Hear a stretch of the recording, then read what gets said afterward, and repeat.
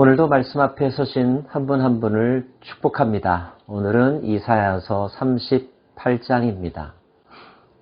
위기를 극복하고 좋은 결과를 얻고 나면 대부분의 사람들은 기쁨에 충만하고요. 자신감과 자존감이 높아집니다. 용기도 100배나 성장할 것이고요.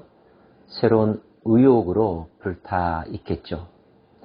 대부분 그런 상승세를 이용하여서 더 진보하고 발전하고자 하는 마음을 갖는 것이 일반적인 현상일 것입니다. 하지만 정반대의 경우들도 일어납니다. 어제는 너무나 좋은 일이 있었는데 오늘은 너무나 비극적인 일이 발생할 수도 있다는 거죠. 히스기야에게 일어난 일은 바로 후자에 해당되는 것이었습니다. 38장은 이렇게 시작되는데요.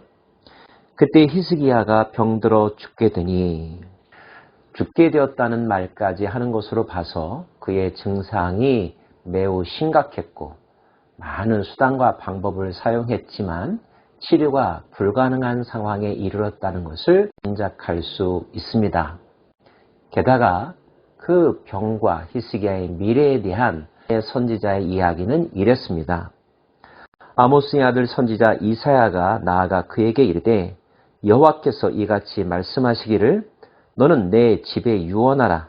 내가 죽고 살지 못하리라 하셨나이다 하니 죽을 것이니 죽음을 준비하라. 유언을 준비하라. 이런 통보였습니다. 이런 이야기를 듣는 히스기야의 마음 얼마나 좌절했을까요? 하나님에게 희망을 걸지 않았겠습니까? 그런데 그 하나님이 냉정하게 이렇게 말씀하셨으니 히스기야는 크게 낙심했을 것 같습니다. 그런데 국가적인 위기와 마찬가지로 개인적인 위기 속에서 드러나는 것이 있죠. 그의 내면의 세계, 평소의 신앙 말입니다. 히스기야는 어떻게 했을까요? 히스기야가 얼굴을 벽으로 향하고 여호와께 기도하여 이르되 여호와여 구하오니 내가 주 앞에서 진실과 전심으로 행하며 주의 목전에서 선하게 행한 것을 기억하옵소서 하고 히스기야가 심히 통곡하니 그가 드린 기도와 그때의 심정을 조금 더 세밀하게 알 수 있는 정보가 그 다음에 나와 있는데요. 9절부터의 말씀입니다. 유다 왕 히스기야가 병들었다가 그의 병이 나은 때에 기록한 글이 이러하니라. 내가 말하기를 나의 중년에 수올의 문에 들어가고 나의 여생을 빼앗기게 되리라 하였도다. 내가 또 말하기를 내가 다시는 여호와를 배웁지 못하리니 산자의 땅에서 다시는 여호와를 배웁지 못하겠고 내가 세상의 거민 중에서 한 사람도 다시는 보지 못하리라 하였도다. 즉 살아날 가능성이 전무하다는 사실을 말하고 있는 거죠. 주께서 나를 틀에서 끊으시리니 조석간에 나를 끝내시리라. 이 말은 히스기야가 자기가 죽을 병에 걸린 것을 어떻게 해석하고 있는지를 보여주는 표현입니다. 단지 불치병이 걸려서 죽는 것이 아니라는 거죠. 하나님께서 내게 허락하신 고난이고 나의 생명을 앗아가려고 하는 그분의 계획이라는 것을 고백하는 내용입니다. 히스기야는 죽음이 단지 자연적인 사건이 아니라 하나님께서 자신 안에 일으키신 하나님의 손길이라는 사실을 분명히 알고 있었고 그것을 고백하고 있는 거죠. 그리고 그 하나님이 자신의 생명을 앗아가려고 하는 계획을 바꿀 의향이 없음도 인정하고 있습니다. 그럼에도 불구하고 히스기야는 신락 같은 희망을 가지고 믿음의 기초 위에서 간구하고 있는데요. 주께서 내게 말씀하시고 또 친히 이루셨사오니 내가 무슨 말씀을 하오리까? 내 영혼의 고통으로 말미암아 내가 종신토록 방황하리이다. 주여, 사람이 사는 것이 이에 있고 내 심령의 생명도 온전히 거기에 있사오니 원하건대 나를 치료하시며 나를 살려 주옵소서. 보옵소서. 내게 큰 고통을 더하신 것은 내게 평안을 주려 하심이라. 주께서 내 영혼을 사랑하사 멸망의 구덩이에서 건지셨고 내 모든 죄를 주의 등 뒤에 던지셨나이다. 내게 고통을 더하신 것은 내게 평안을 주기 위함이라고 하는 말, 어떤 뜻일까요? 다른 번역은 이 본문을 이렇게 설명하고 있는데요. 보십시오. 제가 그런 고통을 당한 것은 분명히 제게는 유익이었습니다. 주께서는 주의 사랑으로 멸망의 구덩이에서 제 생명을 지켜셨습니다.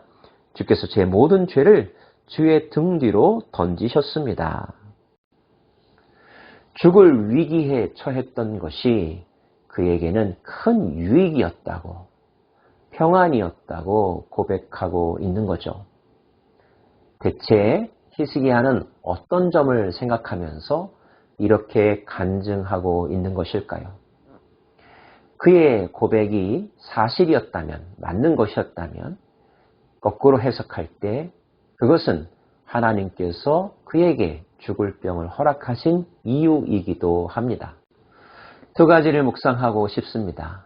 믿음의 사람은 자신에게 일어날 고통과 고난을 나쁜 것으로만 생각하지 않는다는 거죠. 그 속에 특별한 의미가 있고 나를 향하여 예비된 하나님의 선물이 있다는 것. 사도 바울의 표현을 빌리면 죽는 것도 내게 유익하다라고 하는 믿음을 가지고 있다는 것을 알 수가 있습니다. 더군다나 모든 것이 하나님의 손에 의해서 이루어진 것이라고 한다면 나를 사랑하시고 나를 버리지 않겠다고 말씀하신 하나님께서 내게 고통을 주실 땐 그만한 어떤 이유가 있고 우리가 다 헤아리지 못하는 하나님의 깊은 뜻이 있지 않을까. 이런 믿음도 흔들리지 말아야 할 것입니다. 또 한 가지, 그렇다면 히스기야는 이 과정을 통하여 어떤 유익을 얻었을까요?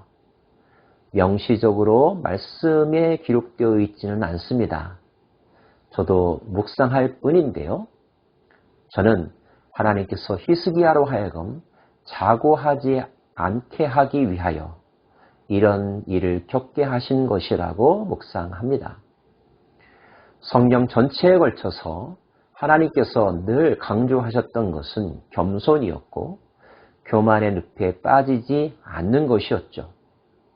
사도 바울에게 고난을 주심에 대하여 그는 자고하지 않게 하기 위하여 하나님께서 육체의 가시를 허락하셨다고 고백하고 있지 않습니까? 특별히 아수르와의 전쟁과 위기에서 가까스로 살아남았을 뿐만 아니라 큰 승리를 얻었던 히스기야. 그 일 때문에 혹시나 빠질 수 있는 교만함의 늪에 들어가지 않게 하기 위하여 하나님은 히스기야를 너무나 사랑하셨기에 그로 하여금 낮추시고 페이스를 잃지 않게 하셨고 하나님의 존재를 기억하게 하셨던 것이라고 저는 묵상합니다.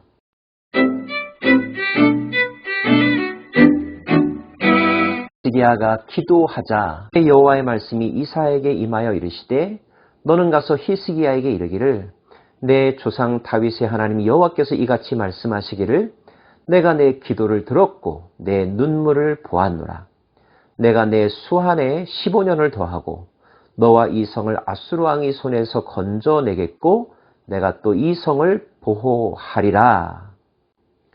내 기도를 들었다. 내 눈물을 보았다. 이때의 눈물은 단지 한스러워서 흘리는 눈물이 아니었고요.